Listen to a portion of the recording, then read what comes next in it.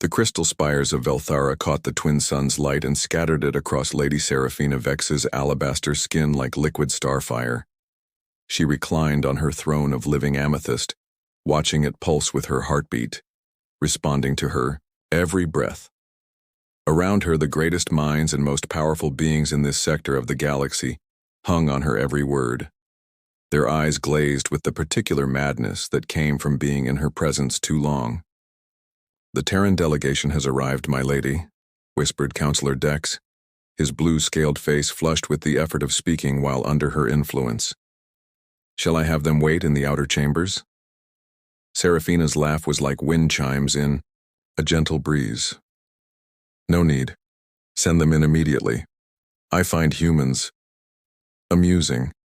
She had heard whispers of these strange beings from the outer rim, creatures who had somehow stumbled into faster-than-light travel despite their laughably short lifespans and primitive emotions. They were said to be unpredictable, passionate, and refreshingly easy to manipulate. Perfect entertainment for an afternoon. The massive doors of bioluminescent coral swung open, revealing 3 figures in simple diplomatic attire. 2 flanked. A third, a man of medium height with dark hair and unremarkable features. His uniform was pressed but not ostentatious, his posture confident but not aggressive. As her court parted like water before him, he walked forward with steady steps that never once faltered or quickened. Most remarkably, he never looked up. "Lady Seraphina Vex," he said, stopping at the precise distance protocol demanded, and offering a respectful but not submissive bow. "I am Commander Kai Thorne, Peace Advisor for the Terran Coalition. These are my colleagues, Lieutenant Nova Chen and Specialist Ridge Barrett." Seraphina leaned forward slightly, allowing her gown of woven starlight to catch the crystal's glow. The fabric was designed to entrance, to draw the eye and hold it captive. Every being who had ever stood in this chamber had been transfixed by the sight. Kai's eyes remained fixed on a point just over her left shoulder. "Commander Thorne," she purred, her voice carrying the subtle harmonic frequencies that made grown warriors weep with longing. "How formal. Surely you can appreciate beauty when you see it."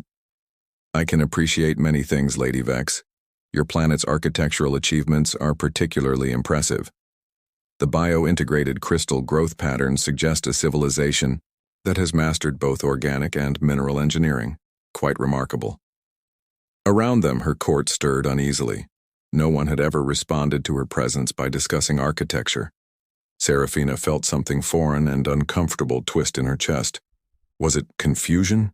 She rose from her throne, her movements liquid grace perfected over 3 centuries of practice. Each step was calculated to mesmerize, her hips swaying, with hypnotic rhythm as she descended toward him. The living crystal beneath her feet sang with harmonious tones that complemented her movement.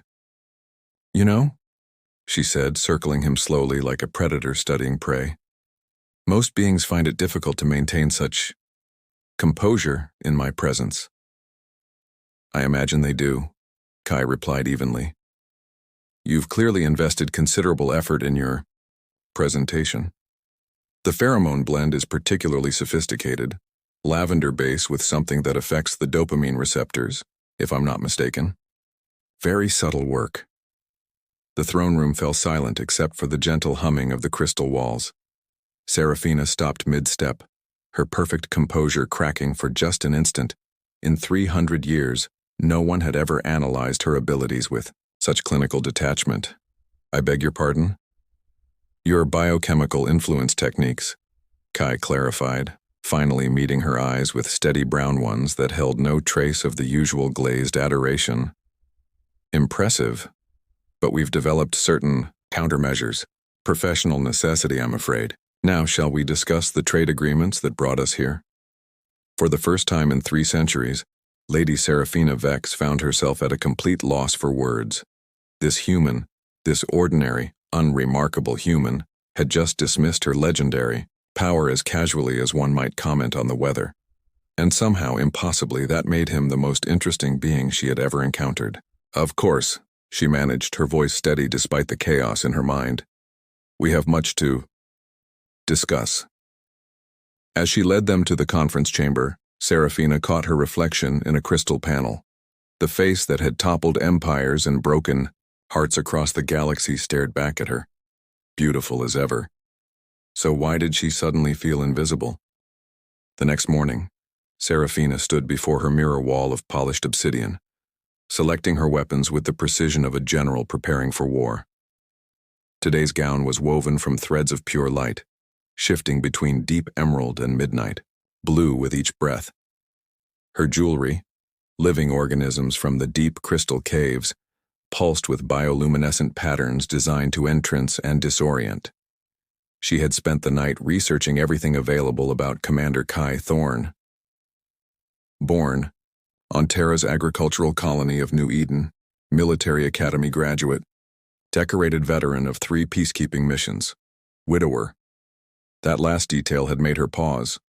Loss could be leveraged, but it also created unpredictable emotional armor.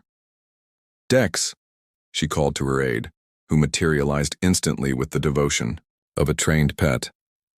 I want the commander's quarters moved to the east wing, the ones with the aurora windows.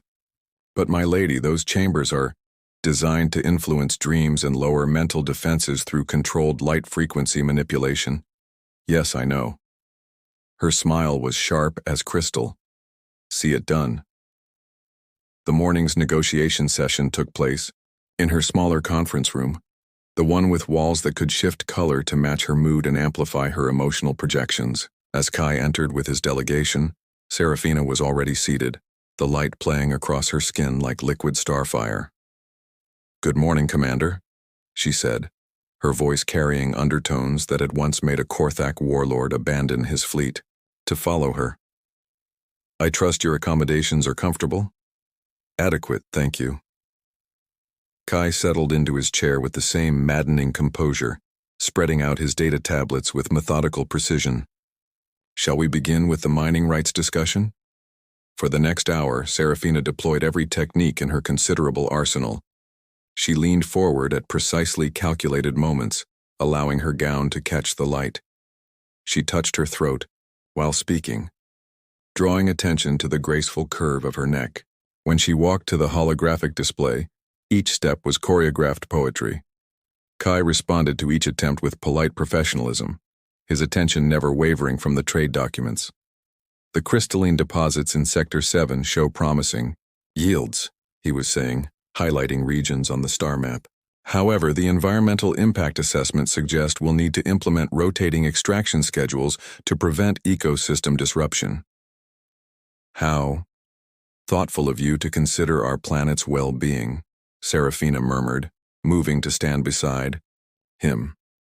Close enough that her scent, carefully crafted to trigger protective and possessive instincts, should overwhelm his senses. Kai glanced at her briefly. Standard procedure. We've learned that sustainable practices benefit everyone in the long term. Frustrated, she placed her hand on his shoulder. The contact sent a shock through her system. When was the last time she had touched someone without calculation? His muscles tensed slightly under her fingers, the first crack in his composure she'd detected. You're very principled, she whispered, her breath warm against his ear. It served me well. But his voice was slightly rougher than before. That afternoon she escalated. The private dinner was served in her personal chambers, surrounded by her collection of conquered treasures. Crowns of fallen kings, love letters from emperors, jewels torn from the hearts of dying stars. The room itself was an aphrodisiac, designed to inspire passion and cloud judgment. Kai entered wearing his standard uniform, apparently immune to the chamber's influence. This is quite a collection, he said, examining a ceremonial sword that had once belonged to the warlord of Epsilon Prime. The craftsmanship is exceptional. Each piece has a story, Serafina said, reclining on the dining couch in a pose that had once driven a galactic senator to start a war for her attention. That sword was given to me by its previous owner after I convinced him that peace was more valuable than conquest. Diplomacy can be very effective, Kai agreed, sitting across from her with perfect posture.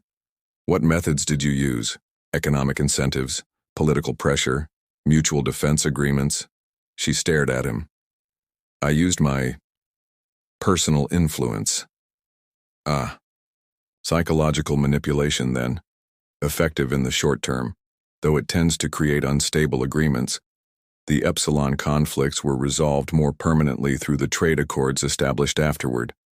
The casual way he dismissed her greatest triumph, her legendary seduction of the most feared warlord in the galaxy, left her speechless. She reached for her wineglass, a delicate crystal that enhanced the intoxicating properties of Velteran vintage. "You're not like other beings I've encountered," she said finally. "Probably not." Kai continued eating with methodical attention to his meal. "Different cultural background, different priorities. What are your priorities, Commander?" For the first time, he paused. "Getting the job done, protecting my people, honoring my commitments." His eyes met hers directly. "Not being distracted by beautiful women trying to manipulate me." The words hit her like a physical blow. Not because they were cruel, they weren't, but because they were honest in a way no one had ever been with her before. "You think I'm trying to manipulate you? Lady Vex, you've changed outfits 3 times today, each more strategically revealing than the last. You've moved me to quarters designed to influence my dreams. This room is saturated with pheromones and psychoactive compounds. Your every gesture is calculated for maximum emotional impact." He set down his fork and looked at her with something that might have been pity. "The question isn't whether you're trying to manipulate me. It's why you feel you need to." The silence stretched between them like a chasm. Seraphina felt something crack inside her chest. Not her heart, surely. She had discarded that weakness centuries ago. "Because it's what I am," she whispered, the truth torn from her throat. "No," Kai said quietly. "It's what you do. There's a difference." For the first time in 300 years, Lady Seraphina Vex began to cry. Seraphina spent the night pacing her crystalline chambers like a caged predator, her reflection fracturing across the multifaceted walls into 1,000 different versions of herself, all beautiful, all powerful, all hollow. Kai's words echoed in her mind. "It's what you do. There's a difference." What was she, if not her power to entrance and control? For 3 centuries, her identity had been built on the worship in others' eyes, the desperate need she could inspire with a glance. Without that, what remained? The next morning brought an emergency that would test both of them. Dex burst into her chambers without ceremony, his usual composed demeanor shattered. "My lady, the Zaphirian fleet has broken the neutral zone. They're demanding immediate audience with you, and they've brought enough firepower to glass half the planet." Seraphina felt the familiar thrill of crisis. This was her element, where manipulation became statecraft and lives hung on her ability to bend others to her will. But as she reached for her most devastating gown, she hesitated. Instead, she chose something simpler, elegant but not enchanted, beautiful but not weaponized. In the war room, Kai stood before the tactical display with his usual calm focus, but she could see the tension in his shoulders. His 2 colleagues worked frantically at communication stations while Velteran military advisors argued in panicked whispers. "Report," she commanded, and the room fell silent. "Zaphirian Battle Admiral, Corvex is demanding personal reparations for what he claims is a breach of the mining compact," Lieutenant Chen reported. "He's threatening orbital bombardment if he doesn't receive satisfaction within 6 hours. "Corvex," Seraphina's voice carried disgust. "I know him. A brutish creature obsessed with dominance displays. He's been trying to court me for decades." "Any particular leverage we might use?" Kai asked, his tone purely professional. She almost laughed. A day ago, she would have preened at his indirect acknowledgement of her skills. Now something twisted uncomfortably in her stomach. "I could influence him. He's susceptible to my abilities." "At what cost?" The question caught her off guard. "Cost?" Kai turned to face her fully, and she saw something in his brown eyes she couldn't identify. "What would you have to do to influence him? What would it require you to become?" The room held its breath. Everyone knew Lady Seraphina's methods, though. None dared speak of them openly.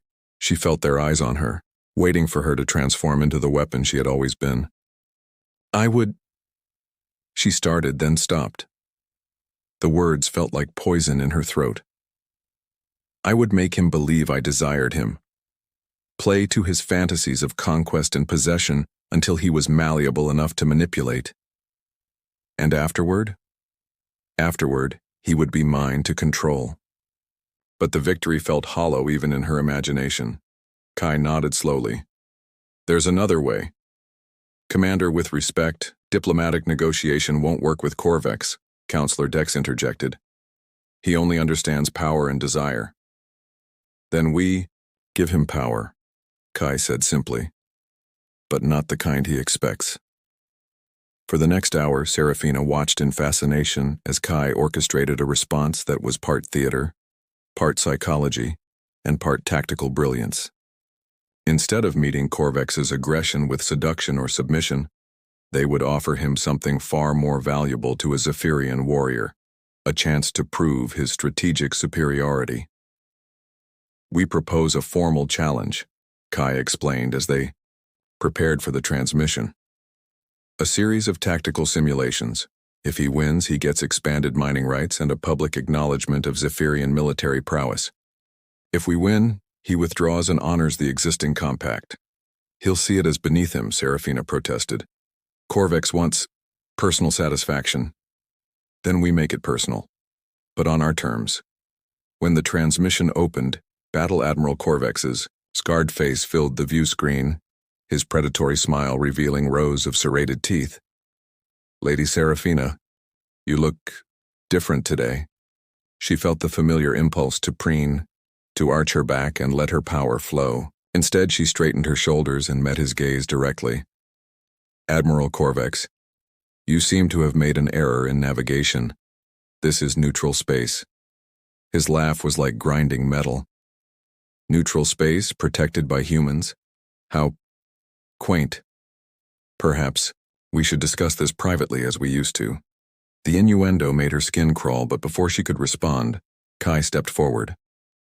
Admiral, I'm Commander Thorne, representing the Terran coalition. I understand you have concerns about the mining compact. We'd like to propose a resolution that honors Zaphirian military tradition. For the next 20 minutes, Kai systematically dismantled Corvex's bluster with patient logic and careful appeals to Zaphirian concepts of honor. When the Admiral finally agreed to the tactical challenge, it was because Kai had made him believe it was his own idea. After the transmission ended, the room erupted in relieved chatter, but Serafina barely heard it. She stared at Kai with something approaching awe. How did you do that? She whispered. Do what? You manipulated him completely, but you never lied, never pretended to be something you weren't. You just showed him a path that served everyone's interests. Kai's expression softened slightly. It's called diplomacy, Lady Vex. Finding solutions that let everyone keep their dignity. I don't know how to do that, she admitted, the confession tearing from somewhere deep inside her. I only know how to make people want me or fear me. I don't know how to make them respect me. You could learn. Something broke open in her chest at those three simple words. Not a promise that she was already worthy.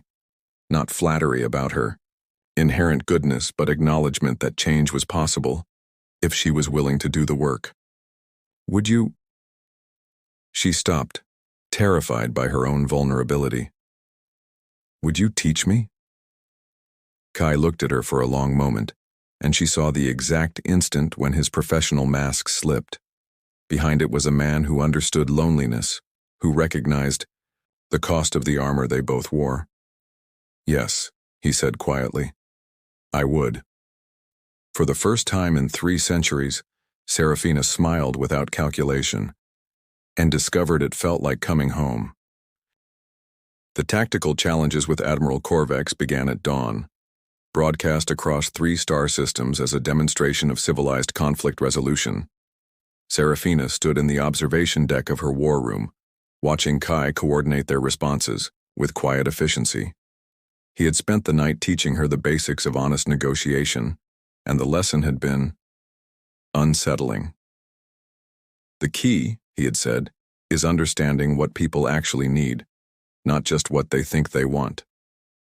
Now, as she watched him outmaneuver a seasoned Zaphirian commander through pure strategic thinking, she began to understand the difference. Korvax wanted dominance, but he needed respect from his peers. Kai was giving him both, a worthy opponent and a stage grand enough to showcase Zaphirian tactical doctrine. Brilliant move, she murmured as Kai sacrificed a squadron of virtual fighters to expose a weakness in Korvax's formation. You understand what he's doing? Lieutenant Chen asked, surprised. He's not trying to humiliate Korvax, Serafina realized. He's trying to create a victory they can both claim. The third simulation ended with Korvax's forces technically victorious, but at such cost that any real engagement would have been Pyrrhic. The Admiral's scarred face showed grudging respect as he conceded the challenge's philosophical point. An interesting exercise, Commander Thorne, Korvax admitted. Perhaps humans are not as soft as we believed. Perhaps Zaphirians are not as inflexible as others believe, Kai replied diplomatically. After the transmission ended and the crisis had passed, Serafina found herself alone with Kai in her private garden. The space was her sanctuary, living crystal formations that sang in harmony with her emotions, bioluminescent flowers that bloomed in response to her thoughts. Tonight, they glowed with colors she had never seen before. You saved my world today, she said softly, settling beside him on a bench of shaped coral. We saved it, he corrected. Your insights into Zaphirian psychology were crucial. I don't understand you. The words came out more vulnerable than she intended. I'm not used to sharing credit or accepting help or feeling. She gestured helplessly at the garden, where new patterns of light danced through the crystal branches. What are you feeling?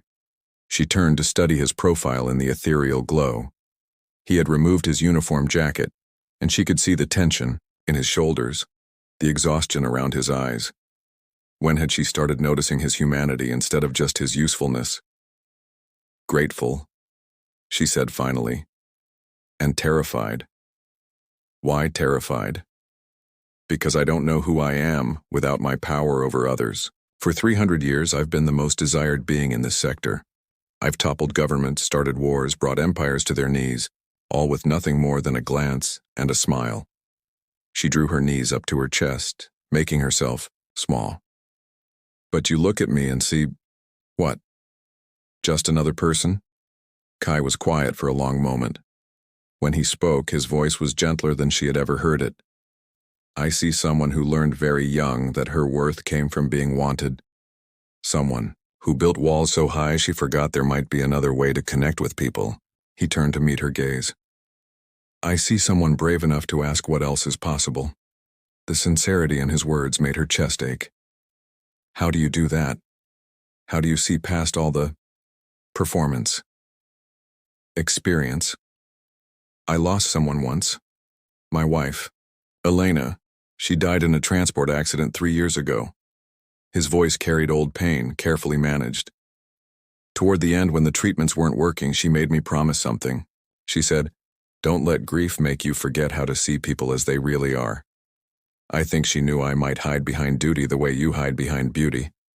Serafina felt tears she didn't expect gathering in her eyes. I'm sorry for your loss. Thank you.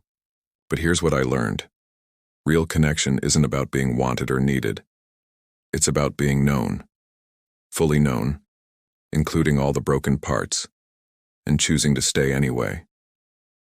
I don't know if anyone has ever really known me, she whispered. I'd like to try. The offer hung between them like a bridge she could choose to cross or burn. Every instinct screamed warnings. Vulnerability was weakness. Caring was control surrendered. Love was a cage. But looking at Kai's steady brown eyes, she felt something she had never experienced before. The desire to be seen rather than admired. I don't know how to do this, she admitted. I don't know how to be real with someone. We could start small. Tell me something true. Something you've never told anyone else. The garden's lights pulsed around them, responding to her racing heartbeat. A dozen lies rose to her lips. beautiful, tragic stories designed to inspire sympathy and desire. Instead, she found herself speaking words that felt like stepping off a cliff. "I'm lonely," she said simply. "I have been for centuries.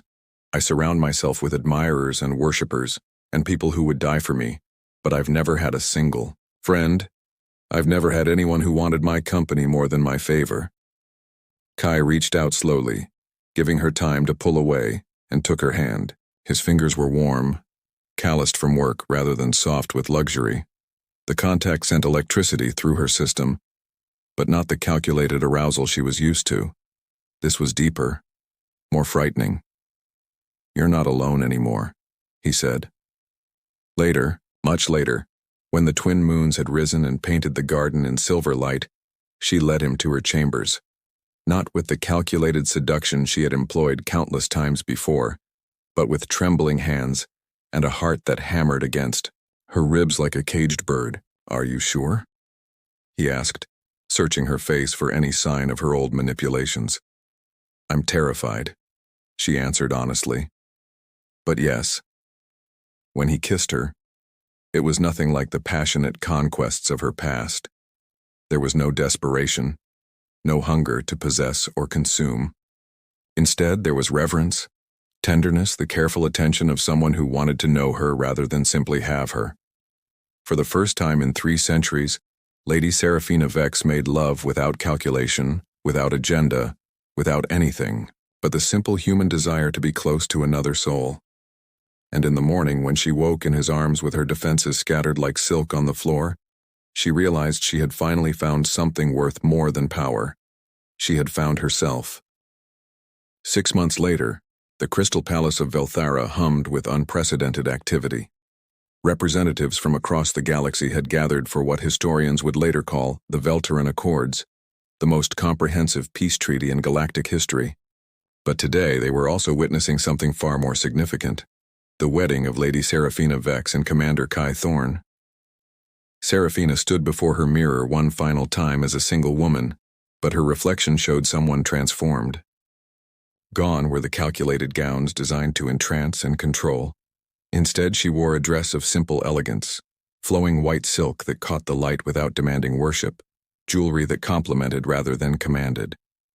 Her beauty remained breathtaking, but it was no longer a weapon. "Nervous?" asked Lieutenant Nova Chen, who had become her first real friend in centuries. "Terrified," Seraphina admitted with a laugh. "Is that normal?" "Completely. Though I have to say you handle terror much better these days." It was true. The woman who had once orchestrated the fall of empires now spent her mornings in diplomatic sessions, where she listened more than she spoke, afternoons in humanitarian planning meetings, and evenings learning to play chess with Kai, a game where victory came through patience and strategy rather than manipulation and charm. The transformation hadn't been easy. There had been moments of backsliding, times when the old instincts surfaced and she found herself deploying familiar tactics. But Kai never responded with anger or disappointment, only gentle redirection and unwavering faith in her ability to choose differently. "The delegation from Proxima Centauri sends their regrets," Nova continued, checking her data pad. "But they've committed to the mining restrictions in Sector 12. The Andromedans are actually increasing their humanitarian aid contributions, and Admiral Korvax sent a formal note congratulating you both on achieving victory through superior strategy. I think that's the closest to romantic sentiment you'll get from a Zaphirian."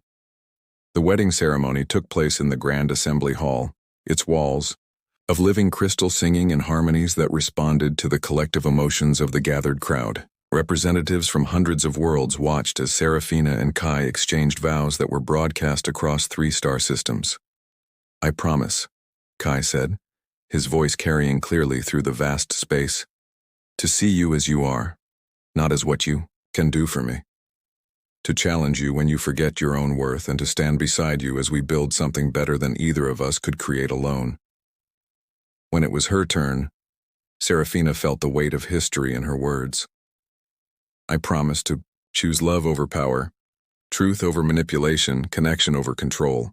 I promise to use my gifts to build rather than conquer, to lift others rather than diminish them." She paused, her voice growing stronger. And I promise to remember that my worth comes not from being desired, but from being myself. Completely. Imperfectly. Honestly myself. The crystal walls sang with such pure harmony that several diplomatic delegations were moved to tears. The reception that followed was unlike any gathering Velthara had ever hosted. Instead of the usual displays of wealth and influence, it became an impromptu summit where former enemies found themselves sharing tables and discovering common ground. Seraphina moved through the crowd not as a goddess receiving worship, but as a host ensuring her guests felt valued and heard. "You know," said Ambassador Thex of the Rigel Consortium, cornering Kai near the Harmony Pools, "when we first heard about this alliance, we assumed the humans were being manipulated. Your species has a reputation for being susceptible to certain influences." Kai smiled, watching his wife mediate a heated discussion between two minor planetary governors with patience and genuine interest. "I think you'll find that humans are full of surprises, Ambassador." Indeed, the Lady Seraphina herself is quite changed. There were rumors, of course, about her methods of persuasion. But tonight, he shook his head in wonder. Tonight she convinced the hegemony to increase their refugee support by 30%, simply by listening to their concerns and suggesting practical solutions. No manipulation, no coercion, just honest diplomacy. "She's an extraordinary woman," Kai agreed. Later that evening, as the celebration wound down and the last guests departed, Seraphina and Kai found themselves alone on the palace's highest balcony. The twin moons painted the crystal city below. In silver light and in the distance, ships from dozens of worlds waited to carry news of the day's historic agreements across the galaxy. "Do you think it will last?" Seraphina asked, settling into the circle of Kai's arms. "The peace accords, the new alliances, all of it?" "Nothing lasts forever," he said honestly. "But we've built something strong. More importantly, we've shown that there's another way to resolve conflicts. That influence built on respect and mutual benefit is more durable than influence built on fear or desire." She turned in his arms to face him. "I keep expecting to wake up and find this is all an elaborate dream, that I'll be back in my throne room, surrounded by admirers who don't really see me." "What do you see when you look in the mirror now?" It was a question he had asked her many times over the past months, and her answer had evolved with each asking. "I see someone learning to be real, someone who has work to do, and people who count on her, not for what she can give them, but for who she is." She smiled. "I see someone who is loved not for her power but despite it, because of it," Kai corrected gently. "Your power was never the problem, Seraphina. It was thinking that power was all you had to offer. In the months and years that followed, the Veltaran model became the galactic standard for conflict resolution. Trade disputes that might once have led to war were settled through structured negotiations. Cultural misunderstandings were addressed through exchange programs. The galaxy didn't become perfect, that was impossible, but it became more connected, more cooperative, more willing to see former enemies as potential allies. And at the center of it all was the woman who had once believed she could only be valued for her ability to inspire desire, now discovering that she was far more powerful when she inspired hope instead. Lady Seraphina Thorne, she had taken his name as a symbol of their equal partnership, stood before the Galactic Council 5 years later, addressing representatives from over 1,000 worlds. Her beauty remained legendary, but it was no longer her defining characteristic. Instead, she was known as the architect of the modern diplomatic framework, the woman who had transformed political manipulation into genuine statecraft.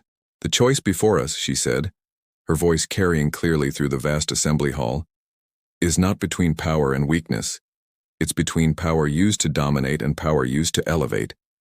Between influence that diminishes others and influence that helps them discover their own strength." In the observation gallery, Kai watched his wife with the same steady appreciation he had shown from their first meeting. She had not been tamed. That had never been the goal. Instead, she had learned to channel her extraordinary abilities toward building rather than conquering, creating rather than controlling. After her speech, as they walked hand in hand through the corridors of the council complex, Seraphina squeezed his fingers. "Penny, for your thoughts?" Just thinking about that first day we met, he said. You asked me once what my priorities were. Do you remember what I said? Getting the job done, protecting your people, honoring your commitments.